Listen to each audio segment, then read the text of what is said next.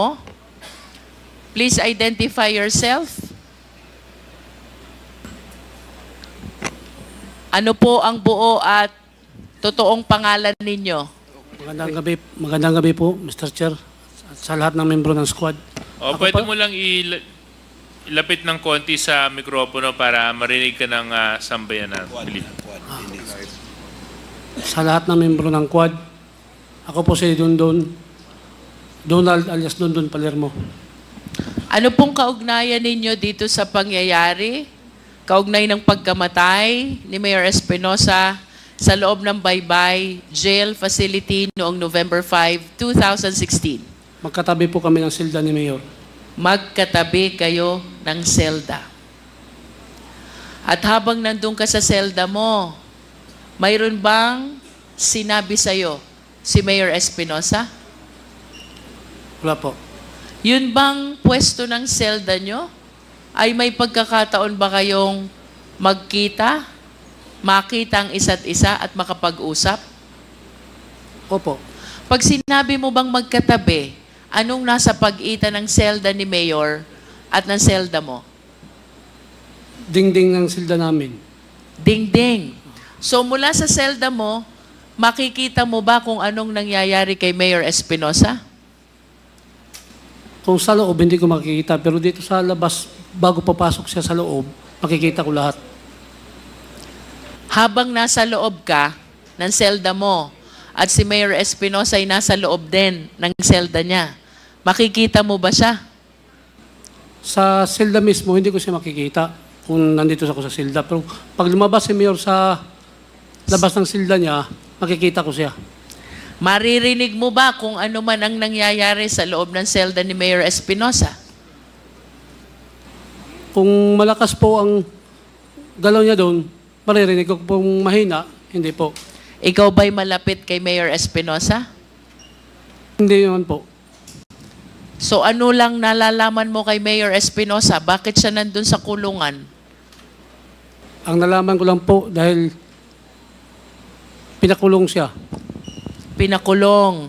And do you confirm, pinatototohanan mo ba na noong November 5, 2016, nandudun ka sa loob ng selda mo, alas 3 ng umaga? Opo. Anong naaalala mong pangyayari? November 5, 2016, alas 3 ng umaga sa Baybay Provincial Jail habang nasa loob ka ng selda mo at si Mayor Espinosa doon sa loob ng selda niya.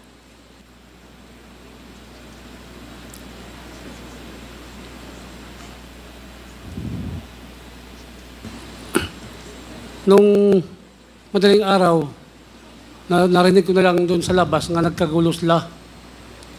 Tapos, Sinong nagkagulo?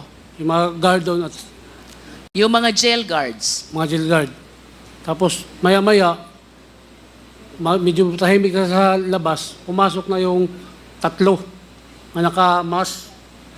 Tapos, pagpasok na doon sa papunta ng silda namin, nakita nila yung ilaw ng CCTV na nakasiga pa. Tapos pagkita nila doon, bumalik yung tatlo. Mamaya, babalik na yung 7 na sila, pero nakita yung CCTV, wala na, patay na yung ilaw. Tapos pagpasok na doon sa silda, sa main gate papasok dito sa silda namin, binuksan na doon. Tapos pang 7, pasok na yung 7. Yung isa, pumunta doon sa harap ng silda ni Mayor na may pinaka sirak kung sa pultahan bago pumasok doon sa silda ni Mayor. Ano yung sira? Pintuan na kahoy. Nakalak ba yung pintuan ni Mayor? Nakalak. So, nakita mo bang binuksan nila yung pintuan ni Mayor? Yung maliit na pintuan, sinira lang yun dahil yung lock na nun, maliit lang eh. Nakanino ba yung susi nung lock na yon? Sa mga gwardya. Nasa gwardya. Opo. Hindi nila binuksan, sa halip sinira na nila. Opo. Ang pintuan ay kahoy. Pagkatapos nilang masira, anong sunod na nangyari? Yung isang pulis, pumasok doon sa loob, sa harap ng gate sa silda ni Mayor. Yung iba namang kasama sa 7, pumisto sila sa gilid. Ang isa pumunta doon sa Silda City, kung saan nandun si Raul Yap. Sabi ni Mayor dito sa Silda, magandang umaga po, sir. Sinong nagsabi niyan? Si Mayor Espinosa. Si Mayor. Oh. Tapos ang sabi ni Mayor Espinosa, sir, maawa kayo, sir. Huwag niyo akong plantiran. Kahit patalim, wala ako yan dito. Pakiulit mo nga, anong sinabi ni Mayor? Ang sinabi ni Mayor, sir, maawa kayo, sir. Kahit patalim, wala ako yan dito sa loob. Tapos, nakita ko yung isa na matangkad, pumunta na yun sa gitna, doon kung saan ako nakahiga. At pumunta siya doon, tapos sabay ganun sa kamay. Pag ganun niya, yun dito sa silda ni Mayor, putok ng 2 beses. Pagtapos putok ng 2 beses, magkasabay na doon sa Silda City. Ilang beses yung putok doon sa Celda 7? Magkaparehas lang sila, 2. Tig 2 putok. Oo. Patapos hinto siya, sabay, ganun yung nabaril. Oh, lumaban. Tapos sabay naman yung 3 putok. Pak. Pumutok muna ng 2, saka sila nagsalita ng lumaban, nagpaputok uli ng 3. 3. Pagkatapos nung 2 putok, narinig mo pa ba ang boses ni Mayor Espinosa? Sa hindi pa yung nabaril, sabi pa ni Mayor Espinosa na, maihi muna ako, sir. Sabi naman yung nandun na pulis, huwag ka nang maihi. Yun na, sabay na yung 2 putok. Pagkatapos ng 2 putok, nagsabi siya na lumaban, oh. Yun, sumabay naman 3 putok. Pagkatapos ng 2 putok, narinig mo pa bang nagsalita si Mayor Espinosa? Wala na po. Ang narinig mong nagsalita ay yung CIDG sa loob na nagsalita ng lumaban.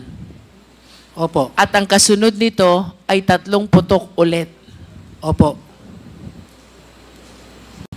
Sa iyong pagkakaalam, sa sitwasyon ba ni Mayor Espinosa doon? May pagkakataon kaya siya or kakayanan na lumaban dito sa mga pulis na pumasok sa selda niya? Hindi po. Nalalaman mo ba kung si Mayor Espinosa ay may itinatagong armas o baril sa loob ng selda niya? Hindi po. Nung nagmamakaawa si Mayor Espinosa, wala akong patalim, maawa na kayo? Anong sinagot nung mga pulis na pumasok? Wala po. Nagsalita pa siya ng iihi muna siya. Opo. At anong sagot sa kanya nung mga pulis? Huwag ka nang maihi, Mayor. Huwag ka nang maihi. At ang kasunod nito ay pinutukan na ng 2 beses. Opo. Anong sunod na nangyari pagkatapos nitong kabuuan ng 5 putok na narinig mo sa selda ni Mayor Espinosa at 2 putok na narinig mo sa selda ni Raul Yap? Pwede pakiulit po? Anong sunod na nangyari pagkatapos nitong 5 putok na narinig mo sa selda ni Mayor Espinosa at 2 putok na narinig mo sa selda ni Raul Yap? Hindi po, magkaparehas lang ang putok nila sa Silda City at saka Silda Ono. Ibig sabihin ba doon kay Raul Yap pagkatapos ng 2 putok ay may kasunod din ito? Opo. Ilan naman ang kasunod na putok? Hindi ko mabilang dahil magkasabay sila, halos magkasabay yung 2 eh. Pag hinto dito ka, Mayor, hinto na po doon sa kabila. Pagkatapos ng mga putok na narinig mo sa 2 selda, anong sunod na nangyari? Pagkatapos noon, yung bumaril kay Mayor, pumunta dito sa harap sa selda ko. Tapos yung isang mama, nakabunit lahat, maliit na mama, yung isa may 2 baril, may baril isa, tapos yung isa dito sa paa niya, nakalagay.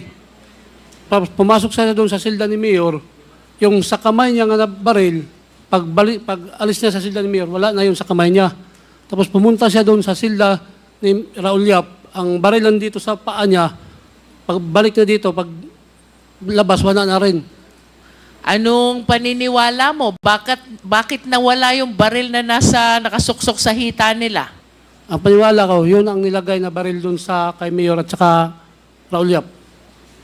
Hindi mo ito nakita sapagkat ayon sa iyo kanina ay mula sa selda mo, hindi mo kita kung anong nangyayari sa loob ng selda ni Mayor Espinosa sapagkat ito'y may dingding. Tama ba? Opo. Pero bakit ka naniniwala na itong baril na ito'y inilagay lang sa kamay ni Mayor Espinosa? Dahil nakita ko siya pumasok siya doon sa silda ni Mayor na may hawak pa na baril. Tapos paglabas niya sa silda ni Mayor, wala na yung baril na hawak niya.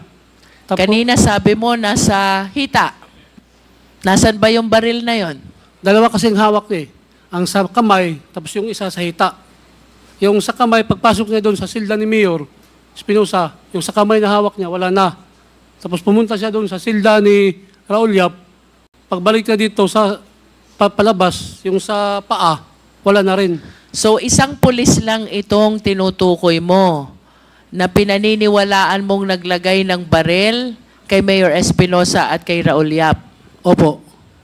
Yung nasa kamay, ang iniwan doon kay Mayor Espinosa. At yung nasa hita, ito ang iniwan kay Raul Yap. Opo. Anong sunod na nangyari? Tapos noon, lumabas sila. Tapos, nagtanong sila kung sino pa yung may drugs na kaso dito sa loob. Ay sabi ko, wala na pong kasong drugs sa loob. Dahil yung bago pa sila nagpasok doon sa loob, lahat ng mga drugs doon, nag-usap-usapan kami doon sa compound na lahat ng drugs, huwag kayong aamin na drugs. Dahil sisigurado ko na isama kayo sa pag may pumasok dito na itumba. Dahil alam na namin na sunod na yun si Mayor eh. Dahil tapos ng kolonya, tapos sub-jail. Yatay. Yun. Paano nyo alam na sunod si Mayor na papatayin? Dahil nandyan na sa lista ni Mayor ni Duterte yun eh. Nasa listahan. Oh, sinabi na yun ni Duterte na lahat ng sangkot sa droga, papatayin.